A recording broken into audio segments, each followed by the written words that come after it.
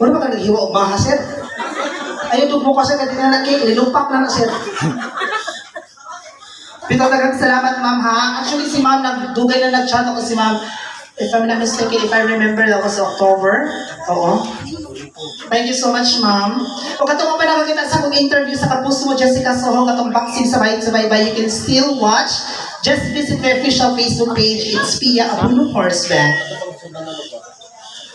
Again, in April 27, if you have time with your family and friends, go witness the Sarah Heronimo concert featuring Sian Lim. Of course, with the exceptional rules of Leyte, Pia Horseback, yours truly. I will be one of the performer of the said concert ng Kinanggal Leyte.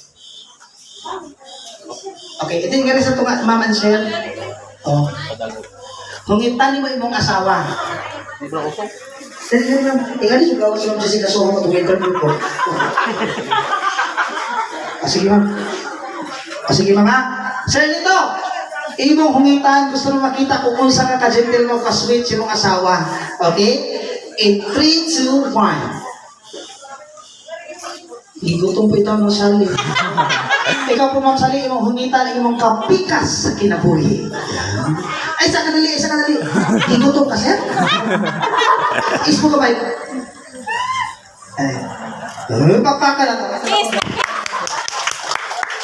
Sa akong talang buhay, dugay na ko na, sir!